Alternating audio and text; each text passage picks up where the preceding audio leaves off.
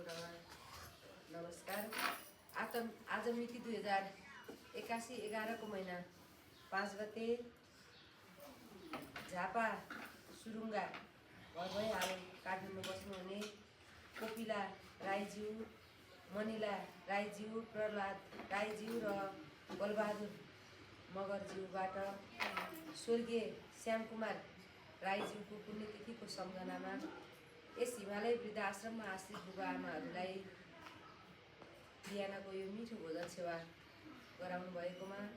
उहाँको सम्पूर्ण परिवारमा सुस्वास्थ्य र दीर्घायुको कामना गर्दै दिवंगत आत्माको चिर शान्ति होस्, वैकुण्ठमा वास होस्, सम्पूर्ण परिवारमा धैर्य धारणा गर्ने शक्ति मिलोस् भन्दै उहाँको सम्पूर्ण परिवारमा चाहिँ यहाँ आश्रित बुबाआमाहरूको आशीर्वाद धेरैभन्दा धेरै लागोस्, उहाँहरूले सोचेको आँटेको सम्पूर्ण पुरा होस् र सधैँभरि यस्तै दिएर मात्रै खान पुगोस् भन्दै नेपालबाट बाहिर रहेर पनि आदरणीय दिदीहरूले पनि यहाँ कल गरेर हेरिरहनु भएको छ। उहाँहरूलाई पनि बुबाआमाको आशीर्वाद एकदम धेरैभन्दा धेरै लागोस् र हरेक पाइलामा सफलता मिलोस् र सधैँभरि हजुरको साथ सपोर्ट चाहिँ हामीलाई पनि यस्तै रहिरहोस्। यो चाहिँ हाम्रो मात्र नभएर हजुरहरू सबैको, हामीहरू सबैको जिम्मेवारी हो। जसको कोही छैन त्यसको लागि हिमालय वृद्धाश्रम, जो घरबार विहीन हुनुहुन्छ, जसको परिवार आफन्त कोही हुँदैन, एउटा बस्ने बास र खाने गाँस छैन भने र उहाँहरू चाहिँ खुल्ला आकाशमुनि छटपटाएर भौतारेर रहिरहनुभएका वृद्ध बुबाआमादेखि हरेक उमेरका सबैजनाको लागि चाहिँ हामीले ठाउँ भएसम्म र सेवा गर्न सक्नेसम्म सधैँभरि सेवा गरिरहने छौँ। त्यसको लागि चाहिँ त्यस्ता बुबाआमाहरू कोही हुनुहुन्छ भने पनि हजुरहरूले हिमालय वृद्धाश्रम परिवारलाई सम्झन सक्ने हुनुहुन्छ भन्दै फेरि पनि यस हिमालय वृद्धाश्रमको तर्फबाट र मेरो व्यक्तिगत तर्फबाट उहाँहरू सम्पूर्णमा हृदयदेखि नै नमन व्यक्त गर्दै स्वर्गीय श्यामकुमार राईज्यूको वैकुण्ठमा वास होस्, सम्पूर्ण परिवारमा धैर्य धारणा गर्ने शक्ति मिलोस् भन्दै उहाँको सम्झनामा 1 मिनट मौन धारणा गरेर हामी यो मिठो भोजन सेवा गराउनेछौँ। हिमालय वृद्धाश्रम परिवार।